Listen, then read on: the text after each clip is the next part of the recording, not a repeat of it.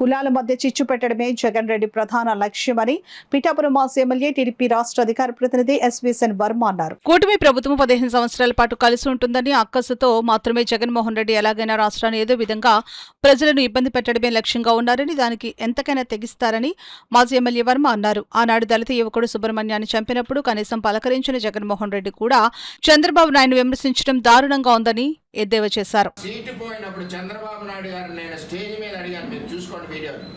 మా రైతాంగం బతకడానికి పిఠాపురమే కాకుండా దీంతో పాటు 5 నియోజకవర్గాల రైతాంగం బతకడానికి మీరు ఏదైతే ఇచ్చారో పురుషోత్తపట్నం, మీ పాదాలు పిఠాపురంలో వెళ్ళినప్పుడు చంద్రబాబు పాదాల రైతుల యొక్క ఆక్రందనని రైతుల్ని గుండెకు చేర్చుకుని ఆ గుండె చెప్పుడు విన్నారు మీరు.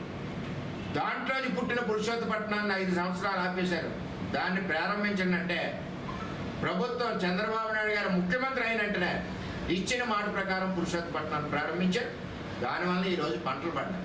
సిగ్గుండాలి మీకు, మీ నాయకులందరికీ వేళ స్టేజ్లెక్కి మాట్లాడటాను. ఏమి చేశారు ఈ జిల్లాకి?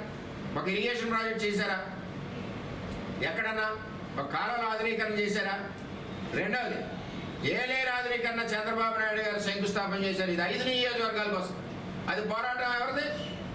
మాది, వర్మది, తెలుగుదేశం పార్టీది, తెలుగుదేశం పార్టీ కార్యకర్తలు, ప్రజలు శంకుస్థాపన చేసి పనులు ప్రారంభించిన ప్రాజెక్ట్ని మన జగన్మోహన్ రెడ్డి చెప్పి అప్పటి ప్రజాప్రతినిధులు ఇద్దరు క్యాన్సిల్ చేశారు. సిగ్గులేదు మీకు? రైతులు పొట్టగొట్టారు మీరు.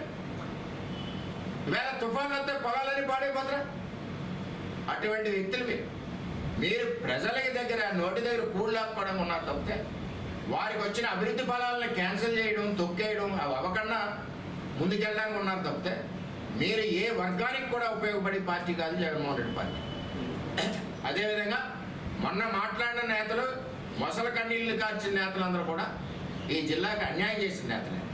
వేళ ఎందుకు మొసల కన్నీళ్లు కారుస్తున్నారండి? ఈవేళ సడన్గా జగన్మోహన్ రెడ్డి గారి కాపుల మీద ప్రేమ ఎందుకు వచ్చిందండి? ఎలక్షన్, రాబోయే ఎలక్షన్లో ఏదోలాగా మనం అడ్వాంటేజ్ పొందాలి, కులాల మధ్యన చిచ్చు పెట్టి మాట్లాడాలి. కులం ఎక్కడుందో నేను చెప్తున్నాను. నన్ను పిఠాపురంలో 85,000 కాపు ఓటు, 79,000 బీసీ ఓటు.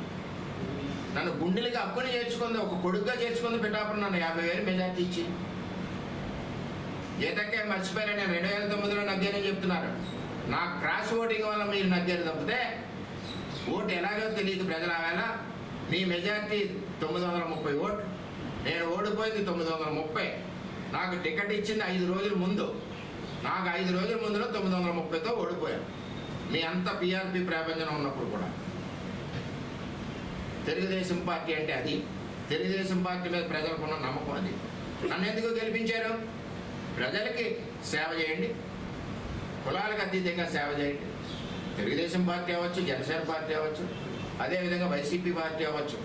కులం చూడరు ప్రజలు, నీ సేవ, నీ నిజాయితీ చూస్తారు. ఆ రెండు మీ పార్టీలో లోపించింది కదా. ఎక్కడుందండి?